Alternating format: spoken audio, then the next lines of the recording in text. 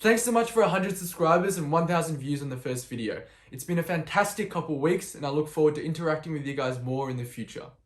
Second of all, happy Chinese New Year to those of you who are celebrating it. It's the year of the ox and I wish you guys all the very best for the year to come. So you might be wondering why I have these ice packs around my face and why my face looks a bit swollen. Well, actually I recently got my wisdom teeth removed, all 4 of them, which is quite painful. So I don't quite have the 100 subscriber video ready just yet because I haven't been able to speak properly the past couple of days. I think that's just a testament to how quickly you guys were able to reach 100 subscribers that it far exceeded my expectations. So once again, thank you.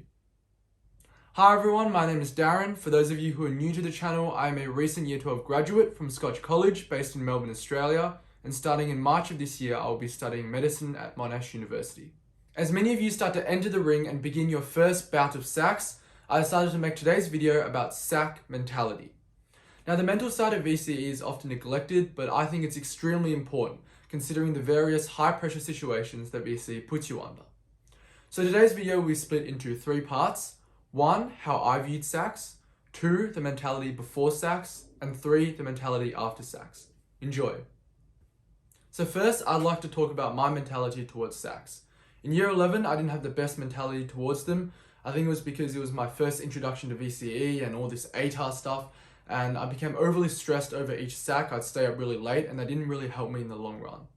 In year 12, I had a much healthier mindset. I think year 11 taught me a lot of lessons, and in year 12, there were just way too many sacs to stress out about every single one.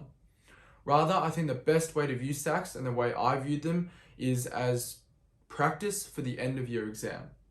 So the difference with something like the Gaokao in China, which is the end of high school exam for them, is that for them it's really intense. Throughout the whole year, they don't really have sacs that contribute to their score. Rather, they just have a 2-day, 3-day period at the end of the year where they do 3 exams a day, and that just contributes to their entire score and decides what uni they'll get into and what course they'll get into. The good thing with sacs is that they prepare you for the exam.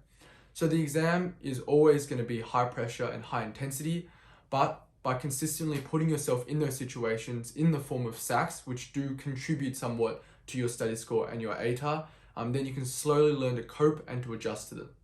So overall, definitely that's what I encourage, and that's what I viewed sacs as a way of learning how to cope with the intensity and the pressure of exams, so you don't end up choking and you actually end up acing your end of year exams. Scores wise, my mentality for sacs was sort of a life mentality as well. And for me, knowing my ability and knowing my goals, I wanted to be rank 1 in all my subjects, and so I wanted to full mark most sacs. So I'd go in investing a lot into the sac, doing a lot for preparation, a lot of mental preparation, a lot of flashcards, all that hard work to do my best in the sac.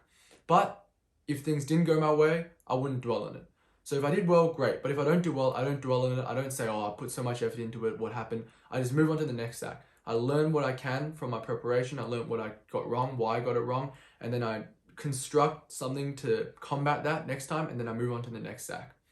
So even though I was extremely invested at the start, I think if things don't go well, don't dwell, just move on. And in the end, I wasn't ranked 1 for any of my subjects. I think I was ranked 2 for 4 of them, and ranked a bit lower than that for the other 2 subjects that I did.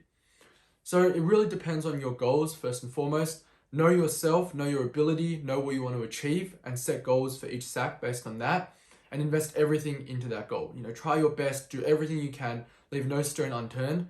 If it goes well, great. If it doesn't go well, learn from it, don't dwell, and just move on. So I think that's something that not only resonates with sacs and exams, but with life goals in general. Secondly, let's chat about the mentality and mindset before a sac.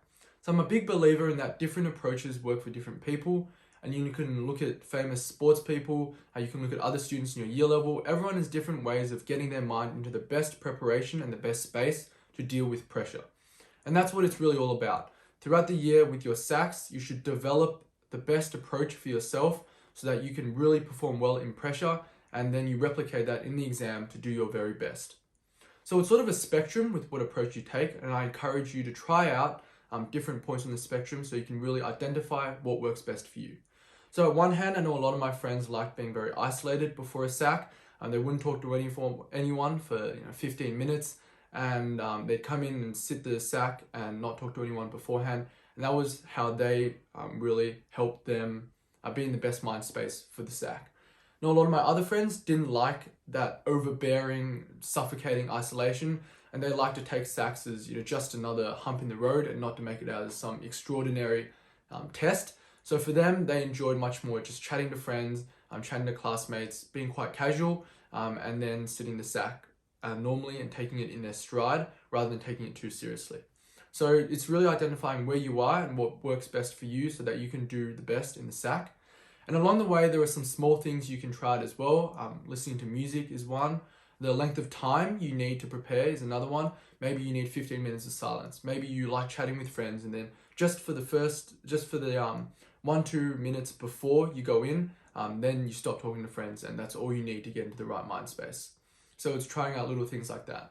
And also another big thing is notes. Some people like reading their notes. Some people like going through flashcards before the sac because it affirms to them everything that they've learned. Other people don't like it because it sort of makes them stress out and wonder, will this be on the sac? So finding out what works best for you, refining it throughout the year, refining it in different sacs, trying out different things so that you can really perfect it and hit the end of your exam with your best shot. Thirdly, the mentality before a sac. Now, refining this becomes particularly useful in term 2 and 3 when you have consecutive sacs and sometimes sacs on the same day, and also in the end of your exams where your exams are really one after the other a lot of the time. So the big thing and the big question to ask yourself is, how will what I do after a sac affect my mood and affect my next assessment? And the main form and the main way that this will affect your mood is discussing the answers with your friends or with your other classmates. So what I recommend you do is to try discussing the answers after a sac, and try also not discussing the answers after a sac and seeing how that affects your mood. Are you really off-put by it? Are you really moody and you really can't concentrate on studying and you can't really concentrate on the next sac? Or are you fine, you're completely fine, and you've learnt a mistake that you've made so that next time you won't make it? Which type of person are you? Just for context, some of my friends, in between methods and in between special exam 1 and 2, they checked the answers. So after exam 1, they checked the answers for exam 1, and then they went into exam 2 the next day. They did fine. And I also had some friends who just went off social media completely for those couple of weeks and didn't talk to people after exams as well, and that worked better for them. So really identifying what works best for you, once again, is the most important aspect here. Try discussing answers, try not discussing them, and see how you feel after that, so that you can really find out what works best for you once again in the final exam, so you can really ace it. Thank you guys for watching today's video. I hope you've learned something which can help you up your mental game. Once again, happy Chinese New Year to you all. If you've enjoyed today's video, please consider liking, commenting, and subscribing. And stay tuned for the 100 subscriber special, which will be coming out soon. See you all next time.